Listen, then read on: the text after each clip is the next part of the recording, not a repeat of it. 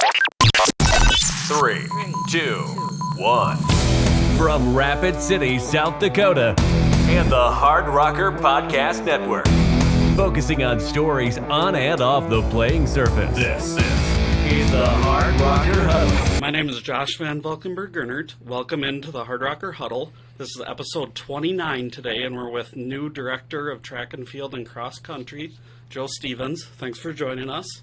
Thanks for having me.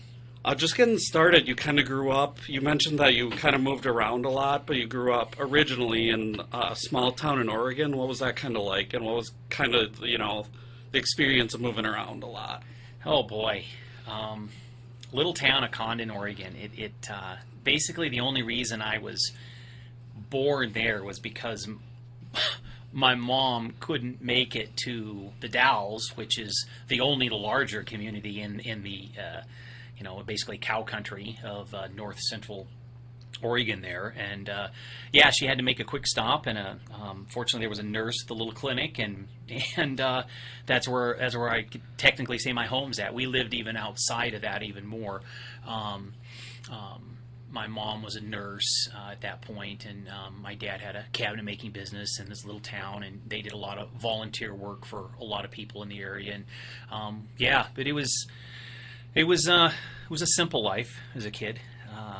And then between my mom's profession, she had a desire to get into nursing, administration, academia, really became a lot of my life growing up. So we moved probably 4 or 5 different times between there and high school as my mom got masters and PhDs, and then ended up being a college dean at several universities across the country. And I think college and the idea of making a profession out of it, because of my dad and mom's involvement in that area, I suppose at a young age it sparked an interest, and I could see the value that could provide to people group. And when my dad got older, I saw the sacrifices that he made to help my mom in that area. Ended up selling his little business, and he had a heart for people, and I think that's where I get that part of myself as a coach is from my dad and my mom and those experiences. And my dad spent a fair number of years as a pastor in small towns, and just helping poor populations that needed help, and just giving back. And so I kind of folded all that at, I think, 17 years old. I knew I wanted to be a college coach. So, but I think the world of academia was sparked in my mind as a profession at a young age. And then those simple values that you get from living in a small town too. Sure. So maybe you mentioned kind of knowing early on you wanted to be a coach. You mentioned, being around academia a lot. So initially, were you kind of thinking that maybe you wanted to teach at some point before you went to the coaching route? That's funny. I thought about physical education as a degree because it was an easy track as a major into the coaching world. But I don't think young I wanted to teach, and it was only after I got my graduate degree and I was required to teach classes in my first 2 coaching jobs. In fact, it was represented more of my salary than the coaching stipend itself did. And I remember getting rave reviews from the dean of the department and telling me that I had a future as a teacher, and it was just shocking to me. And I remember going home and talking to my parents about my first job and how it was going well, and how much the teaching side of it was just expanding, and I was finding this passion in that area. And my mother and father, I don't know, they were just shocked. They were like, "Really? You, a good teacher?" Because when I was young, I had this nickname. They called me Motor. Like an engine motor, because I had nonstop energy, constantly going everywhere. Speaking of running and track and field, I was challenging anybody that would listen and take me up on a race. On the playground, it was from here to the fence and back, and I whether I won or lost, I was so competitive. And so being a teacher is, you have to be methodical, and you have to be patient, and you have to have that that ability not only to disseminate information, verbally, but also look for feedback and just be interactive and be relational. And I don't know. It's I think it was a skill I found I had later in life. Yeah. Yeah, and early on growing up, what kind of initially sparked your interest in sports? Was that something that kind of came from your parents or maybe siblings, or was that more internal?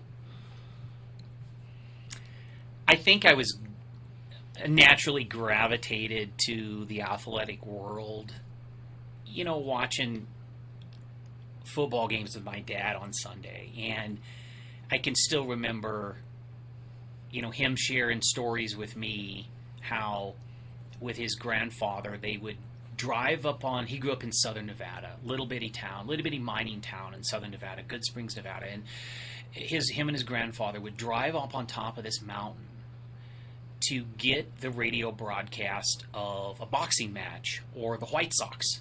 And those were the two sports my grandfather loved, and so my dad would go with him as just a little kid. And my dad would relate these cool stories and how animated my great-grandfather would get. He would start airboxing as whoever it is they were listening to and raging against the Cubs or whatever.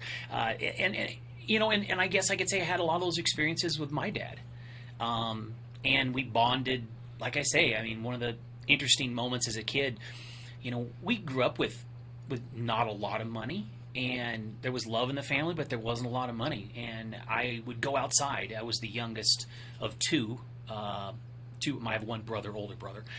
And so as the youngest, I would have to take the rabbit ears. They were connected on a long cord and walk out into the yard, and they would holler at me. And usually I was in the most awkward position with the rabbit ears not even affixed to any tree branch when that NFL game zoned in clearly. And so, and then you'd rush back in, and maybe it would get a little grainy, and a little fuzzy, but you had a great time watching it, and it was just awesome. So, yeah. That kind of sparked the interest in sports. My brother ended up branching off more into the analytical world. He became a PhD chemical engineer, and I just fell in love with sports more and more and more, Sure, and you kind of mentioned that early on you were involved in multiple sports, but it was I believe you said between your freshman and sophomore year that you kind of honed in on track and cross country. I think that's pretty rare, especially in high school, to not be involved in, a bunch of sports. What was it that kind of drew you and made you fall in love with those sports so early on?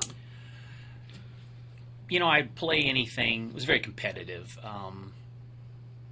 probably ultra competitive when I was a kid. And I was the last one coming off the community sandlot playing baseball. I played as much basketball as I could, and I had pretty good motor skills and movement up through basically you call it middle school age in basketball and baseball. I was a good shortstop. I was a good guard.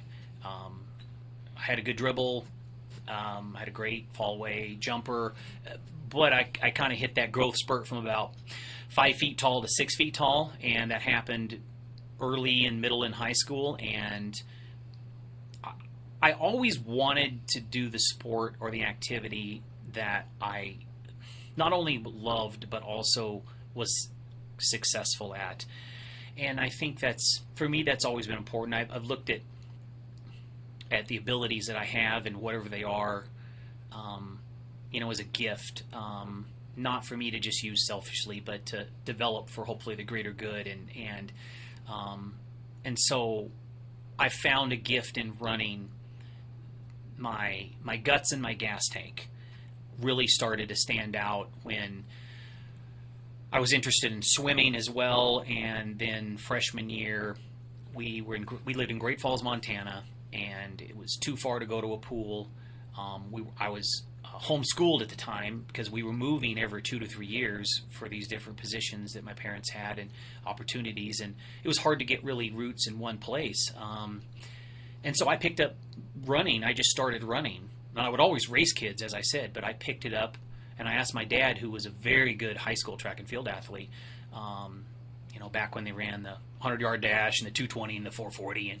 But my dad was good. He could fly. He could run 21 mid, 21 high for a 220, which is which is good. I mean, it's what it is now. It's, we come close to winning the RMAC.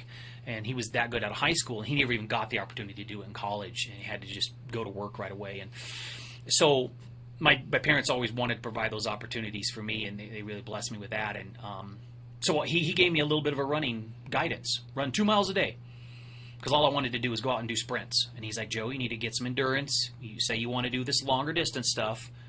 And he's like, be disciplined, get 2 miles a day without stopping. And I did 2. And then a month later, I got to 3 miles a day. The first 3 mile I ever ran, I ran 24 minutes for 3 miles, which is so average. I mean, it's below average in high school. I mean, this is not good. It's 3 8-minute miles, but I did it without stopping. And it was a hot summer day, and it was summer in '96. And I remember it was so much a coordination of times because the Olympics were going on in Atlanta. And Michael Johnson was on fire, and he was tearing it up. And there was this American named Bob Kennedy, who at that time was the only non-African to have broke 13 minutes in the 5,000 meters. And, the Kenyans and the Ethiopians had dominated for the last 20 years, and as well, they're an amazing presence still on the world scene now on the elite level when it comes to distance running. And so I was looking at Bob Kennedy. I never heard the name before, and I watched him, and he got fifth, I believe fifth or sixth in the Olympic final, which is the highest that an American had finished since, I think, the 1960s when we had, I think it was since the 1960s since an American had won the gold in the 5,000. And so watching the sprints and all these track and field events, and then it was my first summer of pouring into my training myself, that was enough to spark that passion and give those boyish dreams of becoming great. And growing up in that kind of simple life of you have a roof over your head, we eat dinner at the table, we love each other, and we're going to work really, really dang hard as a family. It kind of folded into, okay, I've got some speed, but I think my gift is distance running, and I thought that's my greatest gift, and I've just poured myself into that. Sure, and as you got older, obviously, you eventually went to college initially at Oral Roberts. The recruiting process obviously wasn't the same back then. There wasn't a lot of social media. What was it kind of like to, what was that process like, and why did you decide to go to Oral Roberts? Oh, boy. So we lived in Oklahoma. We moved to a small town of Alva, Oklahoma in the Panhandle, and it was a small university there. My mother was the dean of nursing there. And I was homeschooled, which precluded me from having as many athletic opportunities as I would have enjoyed. Academically, it was a phenomenal learning experience. My brother advanced grades, and I was able to learn some amazing set of skills academically. Athletically, it was a little bit limiting, and so my folks did as much as they could to provide opportunities. So we would travel around to open competitions, and I recruited myself to coaches simply by walking up to them and saying, hey, I'm Joe. I'm a runner, and I'd like to know some standards to make your team. And I remember doing that for the very first time to the head coach at Oklahoma State. I had went to the meet, the college meet actually. It was the Oklahoma State Cowboy Jamboree is one of the largest cross-country meets in the nation, whether it's Division 1, 2, 3, NAIA. Well, not so much Division 3, but I'd say NAIA and Division 1 and 2. And I remember coming up to him there because I had jumped into that open college race. I didn't want to hurt my eligibility, so I talked to someone who said, if you drop out right before the finish line, you won't hurt your eligibility. So I did. I run the race, ran a pretty decent time. And then I came up to him and talked to him for about 10 minutes. And then I remember gave him some of my stats, and he had one of his assistants call me. I only got recruited by 2 coaches. One was by Oklahoma State, and then one was by Oral Roberts. And the reason I chose Oral Roberts was probably I felt I guess I'll say this. The recruiting process was influential upon me. When I was talking to ORU, they were both good teams, although very focused on very different things. Oral Roberts was multiple-time track and field conference championship. winning program. Oklahoma State was much better on the cross-country side, not near as good in track. In fact, it wasn't really a focus of theirs. So on the external, being a miler, I had been able to win a state championship indoors in the mile. Folks drove me down, and I won the indoor mile there. And so I was a distance runner. Oklahoma State was the natural draw, but they told me I got sold on a community at Oral Roberts. And there was a lot of things and opportunities that were going to be able to enlighten paths in my life on career choices. There was better mentorship opportunities at Oral Roberts. But I think there was one thing that turned me away from Oklahoma State. And I remember having a conversation with one of the assistant coaches at that time. And I'm sure I don't say all the right things to my recruits. And you want to say all the right things because you want to get them. So I absolutely don't hold any ill will. It wasn't anything wrong. He was just trying to get me to come, and he was selling me a pitch, but it wasn't the pitch I wanted to hear. And he rolls right into it on, Joe, if you come, it's going to be it's going to be fun. You're going to make friends. It's going to be some great experiences you're going to be able to tell your grandkids someday. And you're going to have these great memories. And I thought, I coach myself. I don't have a high school coach. I run all of these miles and do all this training alone because I watched the Olympics in 1996 and I want to try to be great. I'll lift however much you want. I'll run. I don't care if I run 150 miles a week. You give me the winning formula. I want to add value wherever I can. I want to know that you're going to push me and challenge me and create that environment where I just plug into it. I'll go all out at it. And I got that vibe a lot more at ORU. And then I did go into the recruiting process that led me to one over the other. Sure, and you had some success, obviously, as a team at ORU as well. You won a conference championship. Was that in track or cross country? I was in track and field, yeah. And were you a pretty big part of that team, so to speak? Yeah, I was a freshman. I remember being there at the meet, and I did not score points my freshman year. One of the interesting things about that experience was I had a couple. We had a young team, and most of the freshmen, to my understanding, didn't make that conference meet. And there was only one freshman we had 5 pretty good guys come in that year. And there was only one of them that scored points. I think he was 7th in the 800. And watching my teammates leave it all out there. One of my friends, his name was Spencer, and he was the only freshman on our team to actually score. He sold out in the 800 and took the lead over multiple All-Americans and led through the 400 point, got past, dying, locking up, coming down the home stretch.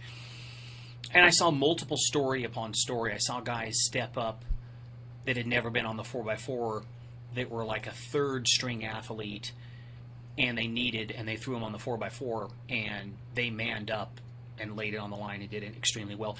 So I saw the team support itself, and I saw us win. Our highlight team captain had a real bad back injury.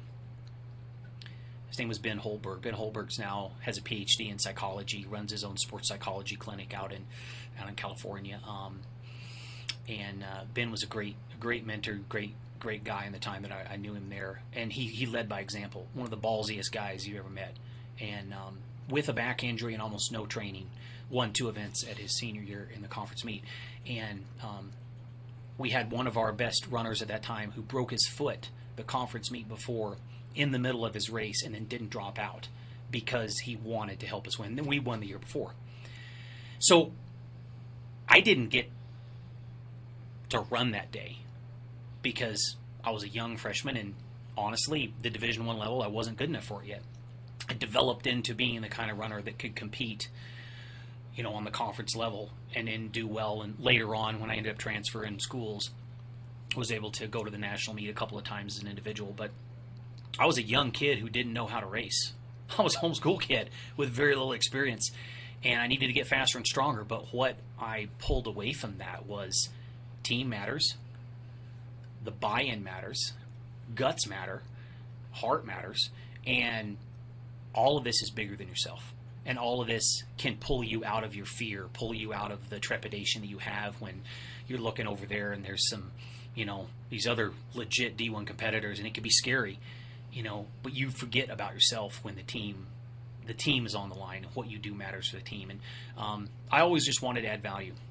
Whatever I was doing, I remember back when I did play other sports, I was the guy that wasn't always maybe the best scorer, but I would lay out. I didn't mind hitting the floor. I'll fly right into the benches, saving one ball. I don't care what kind of pain I go through, just as long as it helps the team. And so seeing that was actually a key to winning. Just fueled me to keep digging in more and more. Sure, and you mentioned how some of those experiences really shaped you and helped you as a runner. What led to your transfer to Mount Marty, and then what were some of your experiences there? It was hard to transfer because I had some great friendships and relationships. I did have those people that knew how to win. After this was my sophomore year, and going into my junior year, and I had to make a decision academically what I was going to major in, or Roberts. I went there not knowing exactly what I was going to major in. The time I got to the end of my sophomore year, I knew what I wanted to major in, and it wasn't something that we had, and so I had to make that choice. I was also finding out what I was really good at and what I wasn't, and I was finding more of a talent and a gift more toward the longer distance side, 5,000, 10,000 meters, even longer. Post-collegiately, I trained more marathon, and so the head coach, they had hired a new coach at Mount Marty. I looked around at schools that had the majors that I needed, would take all of my transfer credits. It was a logical decision. It was a decision that hurt because I was leaving a family behind, but I knew at that point I 100% was committed to being a college coach. And I needed the degree to get me there, and my own running was important to the degree where I was a big cross-country guy as well, and the coach that they had at Mount Marty, he had been on the Division II level for 17 years at a university in South Dakota, Augustana, and he'd been the head coach there and had multiple top 10 teams in D2. He was phenomenal. His name was Coach Rob Kinnanen. He ended up retiring actually from Mount Marty. He went to the University of South Dakota and retired there as the head coach. But I went there. They had my degree. It was affordable. And I would have had a coach that fit the event area that I was developing into. Yeah, and then you kind of finished up your career at Fort Hays State. You were a student athlete and kind of a coach at the same time, right? Yeah, that was an interesting situation. I ended up going there under a graduate assistantship. Okay. So I got paid to coach and teach classes. And first semester, I knew I had a full year of eligibility because I redshirted my freshman year when I was at Oklahoma. And I didn't know that I could use it because that would have been my third transfer technically from my understanding of it. And I talked to initially the compliance department, and they said, no, you're not eligible. And so I said, okay, I'm just going to coach. And so I coached and was taking grad work. And but then I'm training with the team, and the guys are begging me by the time we come to the indoor track season, just begging me. Joe, you've got to go in and ask them again. I was like, I asked them. They said it was the third transfer. I was not eligible due to that third transfer rule. And so I was like, oh, I'll go in and talk to them. So I do. And they apparently, track was different than cross country. I had a season. And so it was basically the middle of the outdoor season by the time this all came through. And I was like, all right, guys, I feel like at this point, I've been training with you, but I haven't been doing all of the lifting, all the components. I've been acting like a post-collegiate guy in grad school coaching, really, and those were my priorities. So when I automatically found, I had this season and now I'm coaching you, I had a conversation with the track and field coaches there. We talked about what I might be able to add, and I made the decision at the time to put my own running, which was still incredibly important to me and meant the world to me. But I made the decision to put that on the back burner and sacrifice that if I had to for the sake of the team. And that particular school used graduate assistants a lot, and they actually gave us coaching responsibilities, and I was working 60 hours a week. 60, I remember the first, that was my first coaching job, and I made $5,000. And I remember being like, feeling rich. I get paid to coach. This is amazing. Not calculating the $1 an hour that it actually comes out to. And so, yeah, we won the RMAC title. That was the last year that institution, Fort Hays, was in the RMAC. Then they went to the MIAA. The RMAC went more regional and went more mountain. Yeah, we were able to win the outdoor track title. But the majority of my time as an athlete there was, I would pick the couple All-Americans and I'd say, I'm taking you through a workout, and I'll pace you through this. I'll get you the training you need. I mean, we would run multiple 18-mile runs Sunday morning at 6-minute mile pace. Yeah, we would take a loop through town and go past all the clubs where everyone else was just scraping themselves out of bed in the morning and look for money. We'd always find like $20 laying on the ground somebody dropped when they're coming out of the club, and it was like, yep, we're glad we're running. We're getting paid for this. So that was my job. And that kind of led into my first coaching experience outside of grad school when I was a full-fledged coach. I was offered in that immediate year while I was graduating, I was 24 years old, I was offered 2 head D2 jobs. And I turned them both down because of my experience at Fort Hays. What I had felt coming from a pure student athlete undergrad experience and feeling empowered to be really an amazing athlete and as good as I could be. I'm not saying I was an amazing athlete. I worked really hard and I had some success, but having things tailored to really help a person develop to a graduate school where working 60 hours a week, taking over a full load of grad hours, and trying to run and compete, it was not a winning recipe. It was a recipe for disappointment in one or the other area. And the one thing I noticed about myself was I would sacrifice what mattered to me to help somebody else. And even though the running meant the world to me, I said, really, the heck with what I want. I'm here for you. I care about you. I want to see you reach your goals and dreams. And so I turned down these 2 head coaching job offers because I knew within myself I would always put the team first and my coaching first, and my running would suffer, and I would never have the chance to be as great as I could be. So for literally the next 5 to 7 years, I tailored my coaching experiences so that I could do both. And that's why I stayed as an assistant coach for as long as I did, to allow my running career the best chance that I could really develop in that area. Sure. Earlier, you kind of mentioned that you knew you wanted to be a coach early on. I believe you said you were about 17. Did that ever, like while you were in college and running, did that ever kind of shift, or was there ever a point where you were like, maybe I want to do something else, or did it more just reinforce that that coaching was it?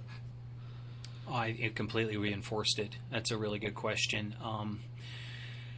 I think experience has a great ability to shape us, and if you look at some by the choices that I made for academic reasons, and some by, you could call it just the way things worked out. I'm a person who personally, I'm a person of faith, and I believe, the Lord allowed me to experience some very frustrating experiences in college, coaching-wise, due to transferring and having different coaches. I transferred to Mount Marty for this guy that's this amazing distance coach. He leaves the next year and takes a legit job at USD. That's great. I supported him in that. That meant, in a sense, for my running, this was now pointless. And so, and we had a couple part-time coaches and the next year, and they did the best that they could, but one was a high school teacher and one was a math professor, and they were there a couple hours a week. So I didn't really have a coach. So I went through high school without a coach. I'm redshirted my first year. I've got a coach for sophomore, junior year, and then the remaining years, I've got workouts posted on the door, and I got to figure out how to interpret them and apply them and do them. And then when I'm in grad school, I'm finding out I'm loving coaching even more, and that's taking the precedent. So it wasn't tailored. My experiences as they worked out, and if I could do it all over again, maybe I would do it differently. And I do think having one coach for 4 years would have helped my athletic career. 100%. Having one team, one set of relationships, one program to buy into. I mean, the consistency of that is, we preach consistency as coaches all the time. Having that life balance and things in place and routines. And boy, I was talking to Dan, our throws coach, today, and we were talking about athletes moving into that next level. And he said, Joe, to be honest, I don't know too many throwers who don't come and work hard and consistently buy in for 4 years that aren't going to get a lot better. And that's a credit to how good a coach Dan is in the throws. But it also speaks to consistency. Which is something as logistical structure I was unlucky and didn't experience. But in another aspect, I was very blessed to have gotten to see 3 different coaches, 3 different styles, 3 different ways of doing it, and picked up, this is how you structure a team culture, and this is how you don't. Here's some things definitely not to do, and here's some stuff that, wow, I still carry that with me today. And because running meant so much to me, I was learning and picking up on the value of a coach. And I got done with 4 or 5 years of college and said, coaches really do matter. Good teammates really do matter. Having a program of excellence really does matter. Having a culture where it's not excusable for you to show up late. One of the schools that I was at my senior year, it turned out, unfortunately, that you could just show up whenever you wanted to practice, and I just found that unconscionable. I was like, man, if we're not talented, we at least need to buy in and strive and dedicate ourselves. And so I learned what to do and what not to do as a result of that, and saw the value of a coach, and that was really cool to me. Yeah, and then we kind of already talked a little bit about Fort Hays State. After that, you actually came, obviously, this region, Black Hills State. What kind of interested you in that? You mentioned turning down 2 head coaching jobs. What kind of made you interested in the Black Hills State job? And I know you had some teaching responsibilities there as well. What was that kind of like to be able to balance those 2 things? Yeah.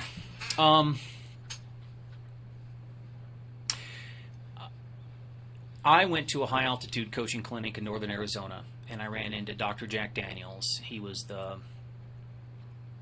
one of the U.S. distance Olympic coaches. They started an Olympic training center down there for a couple of years, and I just chatted with him a little bit and got into a couple of his symposiums, and I met Coach Scott Walkinshaw, who was at that time, there was a break from one of the symposiums. Everybody obviously has been drinking water and hydrating. Okay, bunch of track and field athletes. Some of us drinking too much coffee. Like I brought 2 coffees with me for this podcast. And that's not my only coffee today, and it won't be. But I'm hydrating, and I'm attempting to eat properly as well. So we all head to the bathroom, and I run into the head coach of Black Hills State in the bathroom, and then we strike up this conversation. We're walking back, and within 15 minutes, he offers me a job. And he just had a position that was open. It fit exactly what I was looking for. I wanted something that would pay the bills, and an assistant coach on a program that had a winning culture. And at that time, this was in the NAIA. I think Black Hills at that point had won a lot of conference championships, and particularly powerful more in the distance side. I won't say that they're necessarily were ever super great on the sprints, jumps, hurdles, even throws, but powerful middle distance, long distance area. So there was some winning culture there, and I knew I could learn from that. And it was just within 15 minutes I had a job. Oh, that's pretty interesting. Yeah. Just like that. And then while you were there, you kind of mentioned some of those conference championships. I believe you won 3 while you were at Black Hills State. What was it kind of like to just jump into full-time coaching and have immediate success like that? It was a byproduct of everyone else's work before me, and it was an honor to be able to learn and absorb all of the processes that led to that. I was given some responsibilities as a young coach that I didn't have experience as an athlete. I was thrown the jumps group and said, okay, we need a jumps coach and you're it. And I was like, okay. Before that, I was given the sprints coaching group and said, okay, coach this men's 4x1 that runs sub 40, which is fast, especially for Division II, like 39.9. I mean, and so I had to learn and grow up really fast, which being stretched, it forced me to learn and teach myself how to do it. I also would pick other people's brain, but I appreciate the opportunity as a young coach to learn how to fail, to get in there and try some things you're passionate about. I was never short of passion or enthusiasm. That was at that point, like I say, I'd found a love for teaching as well. And interestingly enough, my second year at BH, the lead professor, exercise science, kinesiology professor, took a sabbatical, and they said, we don't have anybody. And they offered me teaching all of his capstone classes. So, I'm 25 years old, I only have a master's degree, and they say, okay, I want you to teach clinical nutrition, clinical exercise physiology. And I had just barely taken, the second level advanced degrees in it. So I had to teach myself how to teach it, which was awesome. It was a lot of challenges and a lot of fun opportunities as a young coach. It gives you confidence, makes you feel good about yourself, and teaches you some new things. And I think it's important as a coach to believe in what you're doing. After that, you kind of jumped back to the Division I level, Colorado State. What were, I guess, some of the main differences, at that time between, obviously you were young, so maybe not as evident as now, but the differences between Division I, Division II, and how did some of those experiences there kind of help you moving forward? I'm fortunate enough wherever I've been to meet people that have impacted my life. I wouldn't be where I'm at right now as director of track and cross country without those mentors and those influences. Every program I think has some neat things to offer and does things in a particular way, and I've tried to pick up processes that were valuable. When I've coached, other than the junior college level, that's the only level I haven't coached at. I've coached at 1, 2, 3, and NAIA, and I feel like fundamentals of culture, consistently recruiting, and then having training programs, the workouts, the practice structure that's in place, that's properly done, that's well done. Those are the fundamentals. And if you do those right, and you keep those as your 3 pillars, and the kids see you care about them, and the kids understand you care about them, maybe beyond how fast they're going to run or how far they're going to throw, then I think you're going to have a good program. And that was the same. It's the same. The Division I level represented a unique experience because I went there in 2007, somewhere in 2007. I wanted to try to qualify for the Olympic trials. I had experienced once again 2 years at Black Hills. It was an amazing coaching experience, and I was getting better as a runner all the time. But every time there was a decision, am I going to put in some extra miles or time in the weight room or recruit more or coach more? I always picked coaching and recruiting.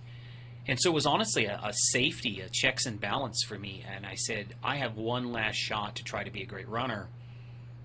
It's not going to happen because I just love coaching so much.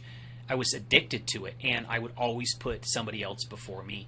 And so I quit and just trained and tried to live off prize money road races. And I met the head coach at Colorado State randomly in a sporting goods store.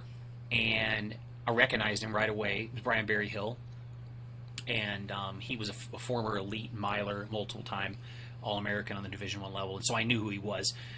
And I introduced myself, and we struck up an immediate conversation and fell just fast as thieves, just great buddies right away. It was awesome, and we're still really good friends to this day.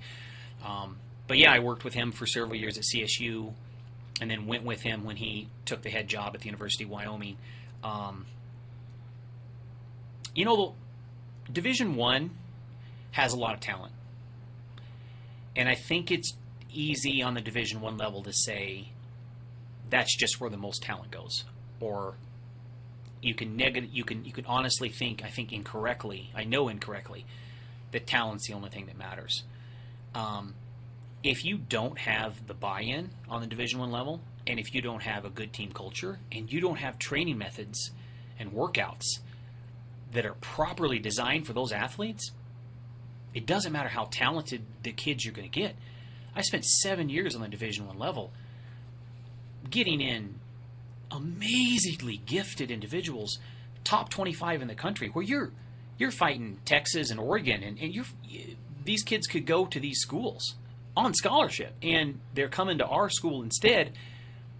That did not dictate how many titles that person won. It came down to good decisions, having a good environment, good proper coaching, having friends, and solid balance in your life. I mean, those things which a coach influences, and you have to prioritize as a coach. Those things actually dictated more how fast or how far somebody jumped or whatever than anything else. But it was an exciting experience being on the Division I level. Yeah. Sure. You were an assistant for quite a while. When did it kind of start to hit you that maybe you wanted to become a head coach, and why was the time right when you decided to go to Hamlin? So I'm going to correct you there.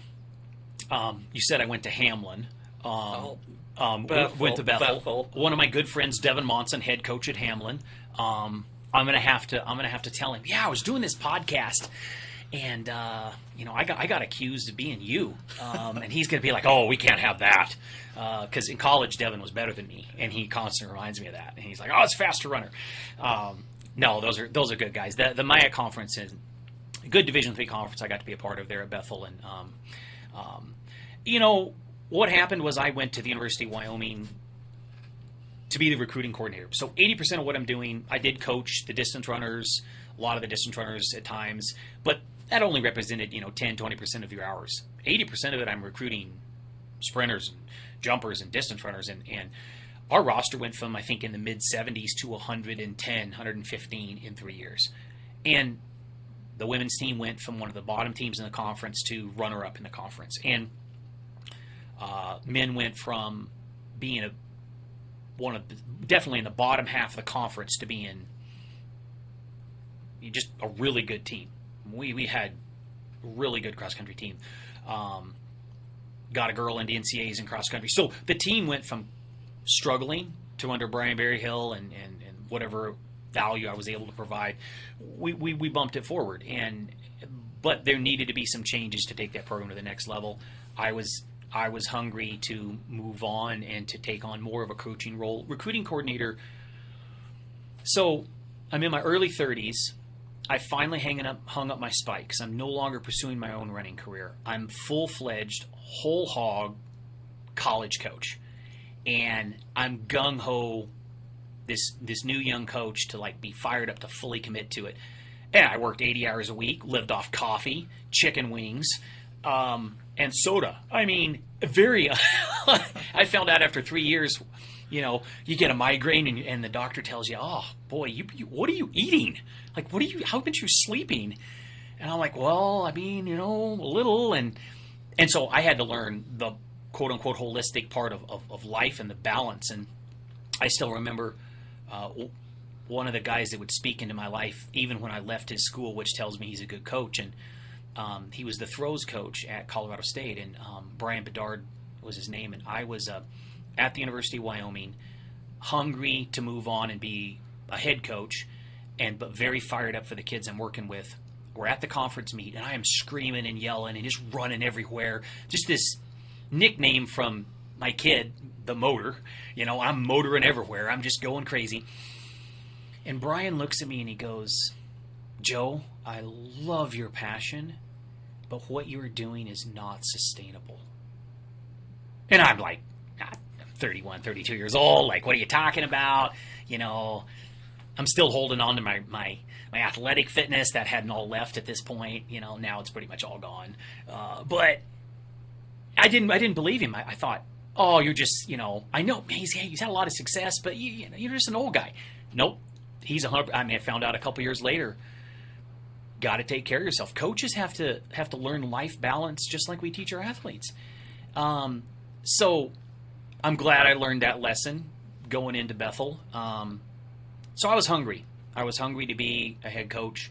That was most of it. I was fortunate to have the head coach at Wyoming push me that way. I asked him not too long ago, like, about his role in me leaving Wyoming and going to Bethel, and he's like, you know, Joe, I just think there was more for you. I think it was better for you to move into that zone.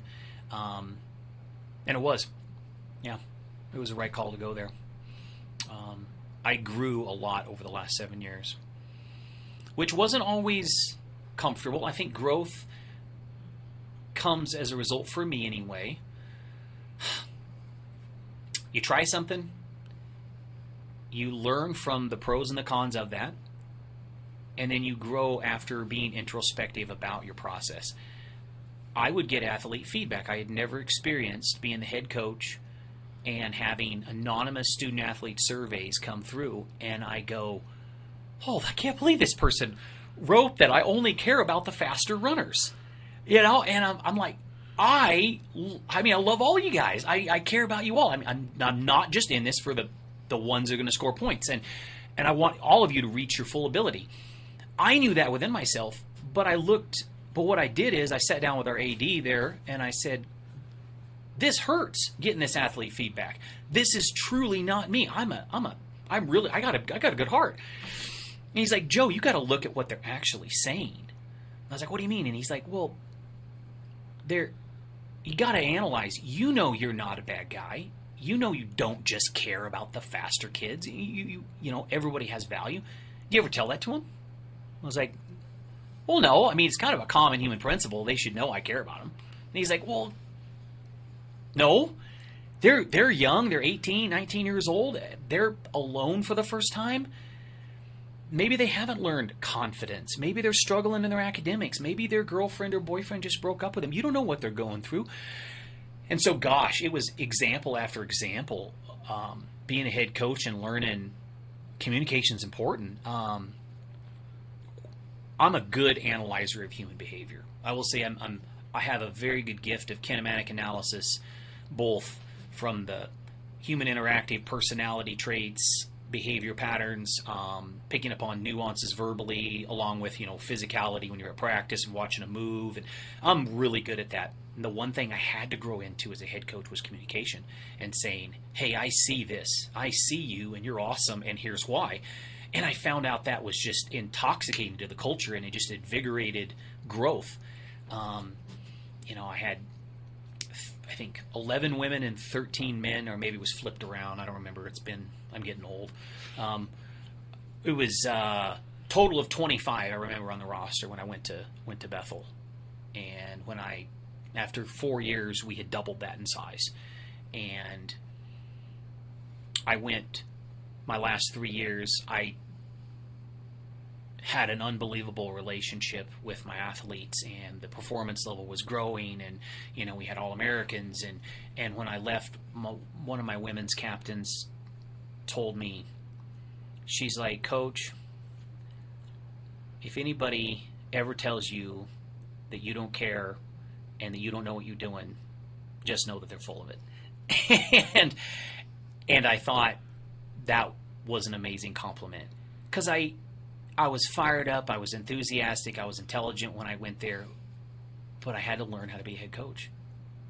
And I didn't have, especially all those complex relational things figured out, and I still don't. I'm still growing in that area, and I think it's important as a leader. it's important to not be cocky and arrogant and go, well, I know everything. And no, I might have to clarify something that I say. You know, you and I might need to have a conversation and talk about those elephants in the room, things you're struggling with or things that maybe I don't agree with. And I think it's important that we constantly press into that healthy process, because it helps us all grow. And then obviously you just got here. What was your initial interest in this position? And then what are kind of some of your first steps that you want to implement? Obviously you haven't had a ton of time to work with kids yet, so that's probably a hard question at this point, but. Yeah, I've had a super warm reception from the guys and gals. I'm still working on doing one-on-one meetings with all of them. I've done about, I think 40%, 50% of the team I've done one-on-one meetings. I think I'm in week 3 of the job now. I've done some Zoom calls with the team, so I'm getting to know the team, and the reception's just been fabulous. There's a desire for more growth, or desire to build upon the success that they felt recently. There's been some neat things happen in the program recently here. I think South Dakota Mines has done a very nice job transitioning from NAI to Division II. The Division II ranks have gotten brutally tough because a lot of those NAI teams moved into those D2 ranks. And it's a very strong, incredibly strong division now. And so Mines is going in the right direction, and it's awesome to step in that young process of in the D2 level now, a team that's fired up, and they genuinely are. I've got 3 guys coming back, for example, the cross country team, who I'm working on holding back almost, in a good sense, because I would rather have guys and gals that are so fired up that I've got to say, whoa.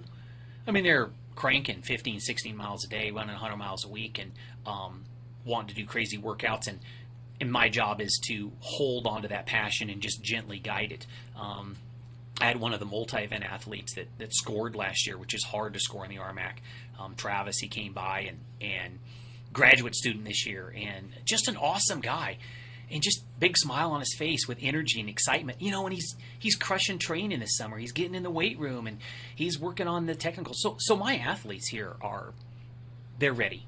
They're ready for more. And the staff and I have been having a lot of meetings on how to nudge that needle recruiting wise. That's a big piece for me. Alumni connection. I think any great program has a culture of alumni that is reconnected to the program when they leave, that feels like it never got disconnected. And I'm passionate about those human relationships and making people feel valuable, because they are valuable. And one of the things that I want to do is add a big alumni component, a big cultural component to our first cross-country meet. So one of the things that we're going to do this fall is we're not going to have an official collegiate cross-country meet. It's going to be an inter-squad relay race for the cross-country team at Robbinsdale Park to showcase their talent. It's going to be a fun, exciting relay race to watch.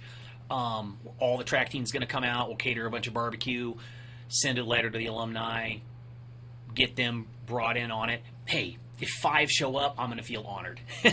Last minute notice, coming into around a holiday weekend, I understand. But just I want to send that message. Alumni matter, because they do.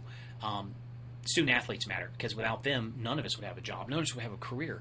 None of us would even found a passion to work with these people if we didn't go through that process. So that's big to me, is continue to grow the culture of the team, that community of the team, where everybody knows everybody's name, and whether or not we're best friends or not, we're fighting for each other. And we've got another reason why we're training hard and why we're laying it out there.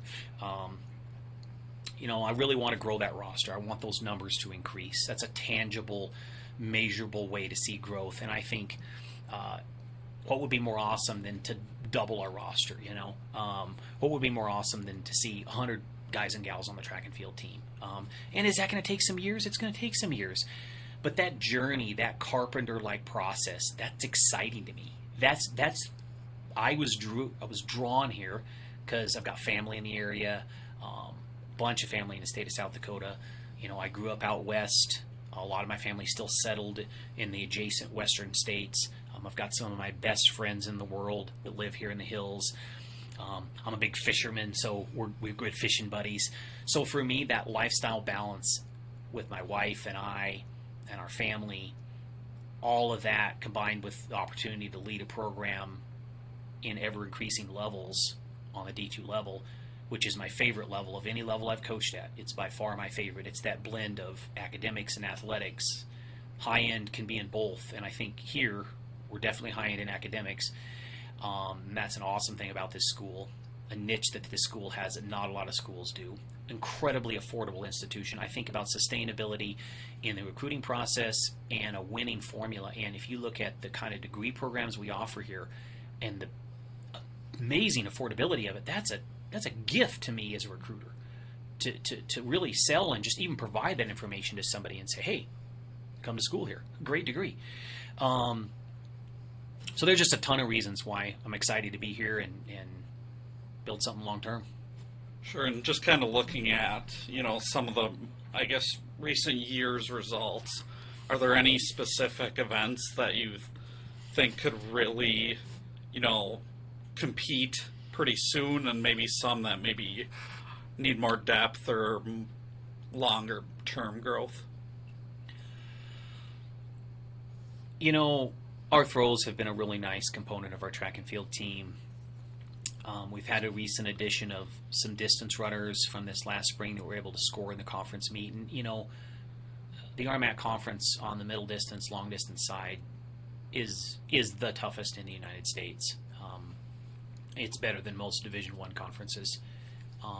So to be able to score at that level means you're a pretty good athlete. I had a conversation with one of the old-time coaches in the RMAC over the weekend, and he was giving a compliment to a lot of our distance runners in the fact that over the last couple of years they've really grown and performance levels have improved, and he was noticing it. And to come from him, I'll say that was a compliment and something that I'm excited to continue to see growth in. I know our men would like to be, in 2 or 3 years in a spot in cross country speaking where we're knocking on the door. We're in that conversation to go to the NCAA championships. I remember talking to a peer of mine at my previous institution, and it was at the national championships, and we had a 4x4 there as well as a couple of other athletes, and this young lady had an 800-meter runner, and he was a senior, and he had been runner-up. He'd been the bridesmaid numerous times. And I said, Ruth, what's your goal for Donson? What's your goal? And thinking she's going to say something flamboyant or charismatic about how he's going to win and, kick butt. No.